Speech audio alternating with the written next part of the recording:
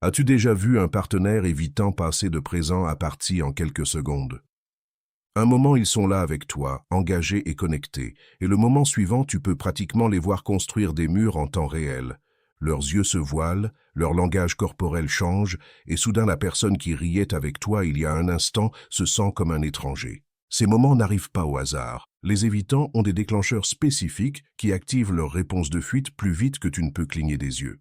Comprendre ces déclencheurs ne consiste pas à être trop prudent autour d'eux, c'est reconnaître ce qui les fait fuir, pour que tu puisses approcher les situations différemment et en fait les garder présents au lieu de les voir disparaître. La plupart des gens font l'erreur d'essayer plus fort quand ils voient un évitant commencer à se retirer. Ils poursuivent, ils expliquent, ils essaient de réparer ce qui vient de se passer, mais plus tu poursuis, plus vite ils courent. La clé est d'apprendre à désarmer ces déclencheurs avant qu'ils s'activent complètement, ou de savoir comment répondre quand tu en touches un accidentellement. Ce qui rend ces déclencheurs si puissants, c'est qu'ils opèrent sous le niveau conscient. Un évitant peut même ne pas réaliser pourquoi ils ressentent soudain le besoin de créer de la distance ou pourquoi leur poitrine se serre quand certains sujets surgissent. Leur système nerveux répond à des menaces perçues basées sur des expériences passées, pas la réalité actuelle. Ce système de réponse automatique s'est développé pour de bonnes raisons. La plupart des évitants ont appris tôt que certaines situations menaient à un accablement émotionnel, de la critique, du rejet ou une perte d'autonomie. Leur cerveau a classé ces expériences comme dangereuses et créé des systèmes d'alarme instantanés pour les aider à éviter des situations similaires à l'avenir. Le défi est que ces mécanismes protecteurs sont souvent déclenchés dans des situations qui ne sont pas réellement dangereuses. Quand tu exprimes de l'amour, leur cerveau peut l'interpréter comme de la pression. Quand tu veux planifier un futur ensemble, leur système peut le lire comme une perte de liberté. Quand tu as besoin d'avoir une conversation sérieuse, leur système nerveux peut se préparer à une attaque. Comprendre cela peut t'aider à approcher les situations déclenchantes avec plus de compassion et de stratégie. Tu ne traites pas avec quelqu'un qui essaie de te blesser ou de te repousser exprès.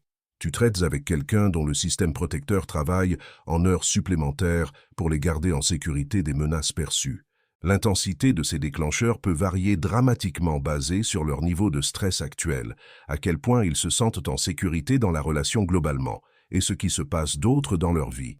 Un évitant qui traite avec le stress du travail, des problèmes familiaux ou des préoccupations de santé peut être plus facilement déclenché qu'habituellement. Leur bande passante émotionnelle est déjà étirée mince, alors des situations qui normalement ne les dérangeraient pas se sentent soudain accablantes. C'est pourquoi le timing importe tant quand on traite avec les déclencheurs évitants. La même conversation qui se passe bien un dimanche après-midi détendu peut les faire fuir, si tentés pendant une semaine stressante. Apprendre à lire leur état émotionnel global peut aider à choisir quand approcher des sujets sensibles et quand leur donner de l'espace pour se réguler d'abord. Beaucoup d'évitants font aussi l'expérience de ce qu'on pourrait appeler l'empilement de déclencheurs, où plusieurs petits déclencheurs s'accumulent tout au long de la journée ou de la semaine jusqu'à ce qu'ils atteignent un point de rupture. Peut-être que tu as mentionné des plans futurs le matin, eu une conversation émotionnelle au déjeuner et puis voulu définir la relation le soir. Chaque déclencheur individuel aurait pu être gérable, mais ensemble, ils ont créé un besoin accablant de s'échapper. Reconnaître l'empilement de déclencheurs peut t'aider à espacer les conversations et expériences potentiellement activatrices.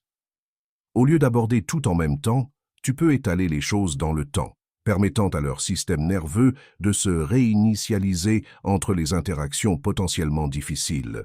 Tu es sur le point de découvrir les 7 déclencheurs les plus puissants qui font fuir les évitants, et plus important, exactement comment les désarmer rapidement avant de les perdre à leur propre mécanisme de défense. Le premier déclencheur qui fait fuir les évitants arrive au moment où ces 4 mots sortent de ta bouche. Il faut qu'on parle. Pour toi, cela peut sembler une demande normale de communication. Pour un évitant, ça sonne comme une sirène d'alarme. Leur cerveau commence immédiatement à se préparer pour l'accablement émotionnel, la critique, des demandes qu'ils ne peuvent pas satisfaire ou des conversations qu'ils ne savent pas comment naviguer. Pourquoi cela les déclenche-t-il si intensément? Parce que dans leur expérience, les conversations « il faut qu'on parle » finissent rarement bien. Ils ont appris que ces mots précèdent généralement une intensité émotionnelle qu'ils ne sont pas équipés pour gérer, des demandes de vulnérabilité qu'ils ne sont pas prêts à donner.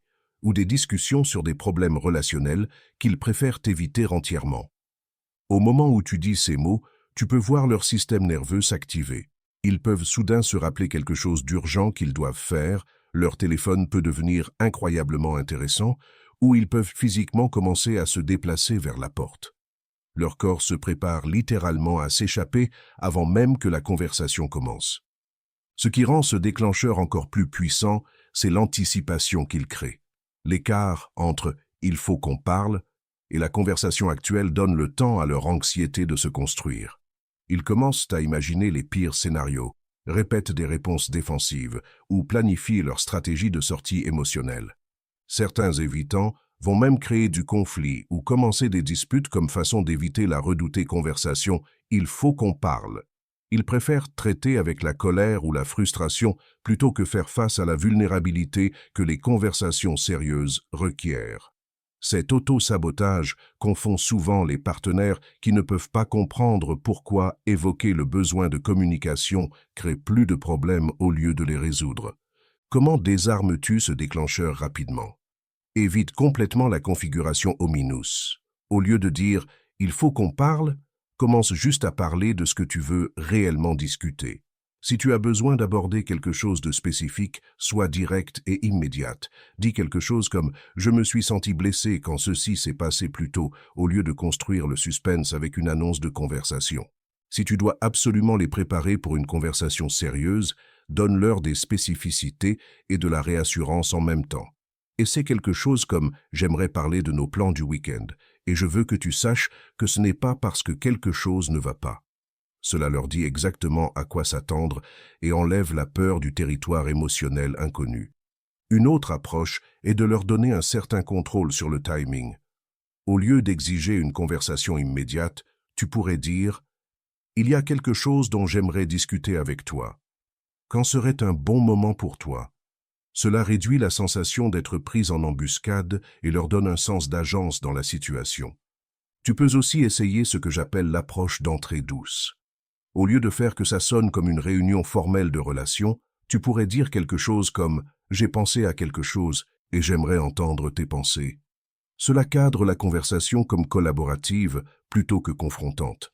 Passant au second déclencheur majeur qui fait disparaître les évitants. Toute pression autour de la planification future ou de l'engagement.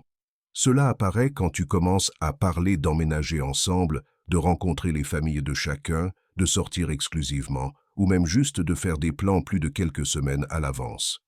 Au moment où les évitants sentent que la relation se dirige vers un territoire sérieux, leur route d'évasion commence à paraître très attirante. La planification future déclenche les évitants parce qu'elle les force à confronter la possibilité de perdre leur indépendance. Quand tu parles de futur partagé, ils entendent perte de liberté, attentes accrues et demandes émotionnelles qu'ils peuvent ne pas être capables de satisfaire. Leur cerveau commence à calculer toutes les façons dont cela pourrait les piéger ou te décevoir. La peur n'est pas juste à propos de l'engagement lui-même, c'est à propos des demandes inconnues que l'engagement pourrait apporter. Ils s'inquiètent de se perdre dans la relation, d'avoir à rencontrer des attentes qu'ils ne peuvent pas soutenir, ou de décevoir quelqu'un qui leur tient à cœur quand ils ont inévitablement besoin d'espace ou d'indépendance.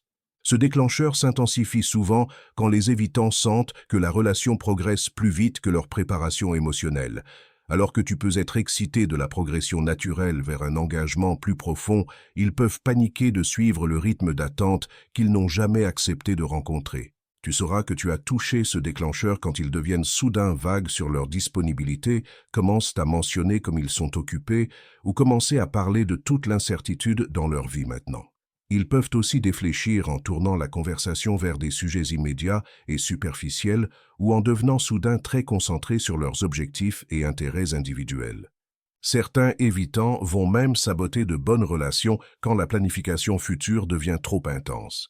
Ils préfèrent finir les choses selon leurs propres termes plutôt que se sentir piégés dans un engagement pour lequel ils ne sont pas prêts. Cet auto-sabotage ressemble souvent à commencer des disputes, devenir distants, ou soudain trouver des défauts dans la relation qui ne les dérangeaient pas avant. Le déclencheur d'engagement peut aussi être activé par des amis et familles bien intentionnés qui posent des questions sur l'avenir de la relation. Quand d'autres personnes commencent à s'enquérir du mariage, d'emménager ensemble ou de plans à long terme, cela peut créer une pression que l'évitant n'a jamais directement accepté d'affronter. Pour désarmer ce déclencheur rapidement, enlève la pression et la timeline. Au lieu de parler de quand vous allez emménager ensemble, parle de quel type de situation de vie rend chacun de vous heureux. Au lieu de pousser pour l'exclusivité, concentre-toi sur profiter de ce que vous avez maintenant. Rends clair que tu n'essaies pas de les enfermer dans quoi que ce soit, tu partages juste des pensées ou des rêves sans attente. Quand tu veux discuter de possibilités futures, cadre-les comme des options plutôt que des plans. Dis quelque chose comme « J'ai pensé qu'il pourrait être amusant de prendre un voyage ensemble quelquefois, mais sans pression, au lieu de nous, devrions planifier des vacances pour le mois prochain. » Cela les laisse s'engager avec les possibilités futures sans se sentir piégés par elles. Tu peux aussi reconnaître leurs besoins d'indépendance directement. Quelque chose comme « J'aime passer du temps avec toi et je veux aussi que tu te sentes libre d'être toi-même et de maintenir ta propre vie » peut être incroyablement désarmant pour quelqu'un qui craint de se perdre dans une relation. Essaye ce que j'appelle l'approche d'exploration sans pression. Au lieu de faire des déclarations sur ce que tu veux qui arrive, pose des questions sur ce qu'ils envisagent ou ce qui leur fait du bien. Cela leur donne le contrôle sur la direction et le rythme des discussions de planification future. Le troisième déclencheur qui fait fuir les évitants est l'intensité émotionnelle, surtout quand elle vient sous forme de larmes, de voix élevées ou d'expressions passionnées de sentiments. Les évitants sont souvent accablés par une haute énergie émotionnelle, qu'elle soit positive ou négative. Quand les émotions deviennent intenses, leur instinct est de trouver la sortie émotionnelle la plus proche. Ce déclencheur s'active parce que les évitants n'ont jamais appris de façon saine de naviguer l'intensité émotionnelle. Si leur famille traitait avec les émotions à travers l'explosion, la suppression ou l'évitement complet, ils n'ont pas les outils pour rester présents quand les sentiments deviennent grands. Les émotions intenses leur semblent dangereuses, comme quelque chose qui pourrait spiraler hors de contrôle. Beaucoup d'évitants luttent aussi avec ce qu'on appelle la contagion émotionnelle. Ils absorbent l'énergie émotionnelle des gens autour d'eux sans savoir comment la filtrer ou la traiter. Quand tu es hautement émotionnel, ils peuvent commencer à se sentir accablés par des émotions qui ne sont même pas les leurs.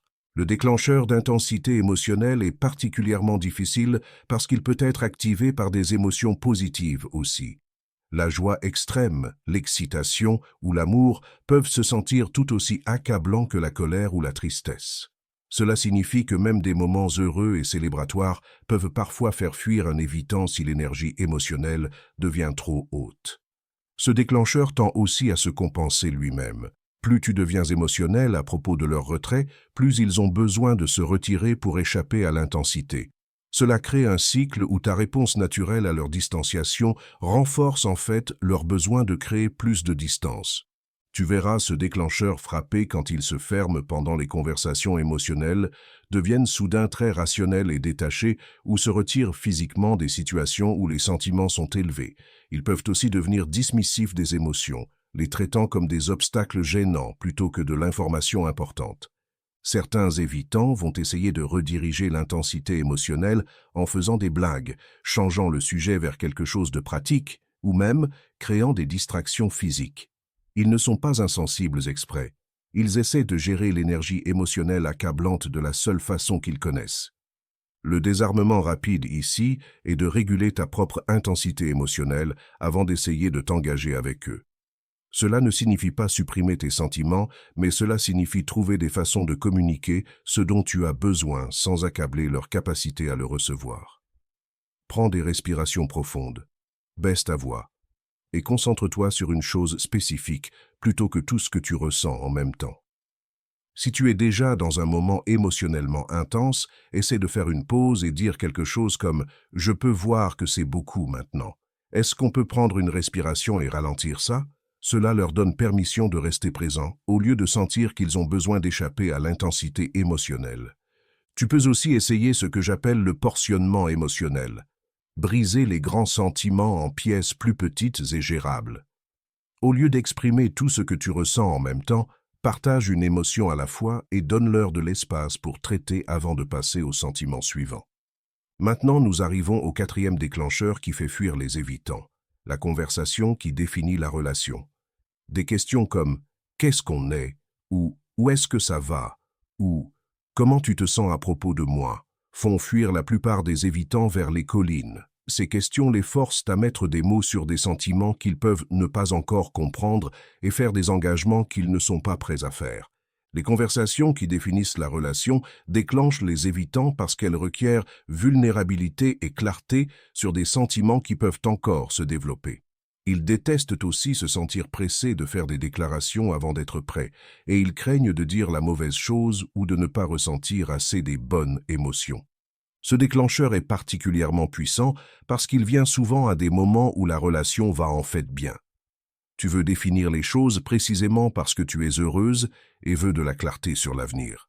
Mais pour un évitant, ton bonheur et désir de définition peuvent se sentir comme de la pression pour rendre l'appareil à des émotions qu'ils ne sont pas prêts à nommer. Quand tu touches ce déclencheur, ils deviendront typiquement évasifs, donneront des non-réponses ou défléchiront vers toi. Ils peuvent dire des choses comme « je ne sais pas » ou « je prends juste les choses comme elles viennent » ou « pourquoi est-ce qu'on a besoin d'étiqueter tout ?» Leur objectif est d'éviter de s'engager à tout état émotionnel spécifique ou statut relationnel. Le déclencheur de définition relationnelle empire souvent quand il y a une pression temporelle impliquée. Si tu poses ces questions, parce que tu as besoin de prendre des décisions sur des situations de vie, des opportunités de travail ou d'autres choix de vie, la pression ajoutée des échéances externes peut rendre leur réponse de fuite encore plus forte. Pour désarmer ce déclencheur, arrête de leur demander de définir les choses et commence à faire attention à comment ils se présentent. Au lieu de demander « Est-ce que tu tiens à moi ?», remarque s'ils font du temps pour toi, s'ils sont considérés de tes sentiments, s'ils choisissent de passer leur temps libre avec toi. Leurs actions te diront plus que leurs mots ne pourraient jamais. Si tu as absolument besoin de clarté sur quelque chose de spécifique, demande à propos du comportement plutôt que des sentiments. Au lieu de « Comment tu te sens à propos de moi ?», essaie « Es-tu intéressé à continuer de nous voir régulièrement ?» Cela leur donne un territoire concret à naviguer au lieu de concepts émotionnels abstraits. Le cinquième déclencheur qui fait fuir les évitants est l'intégration sociale. Rencontrer des amis, de la famille, ou être présenté comme plus que juste une connaissance casuale. Les évitants préfèrent souvent garder différentes zones de leur vie séparées et présenter un partenaire romantique à leur monde social se sent comme traverser une frontière significative. L'intégration sociale déclenche les évitants parce qu'elle rend la relation réelle et visible aux autres. Une fois que d'autres personnes savent à ton propos, ils ne peuvent pas facilement disparaître s'ils deviennent accablés. Cela les ouvre aussi aux questions, opinions et attentes des gens dans leur vie, ce qui se sent comme une pression additionnelle qu'ils ne sont pas prêts à gérer.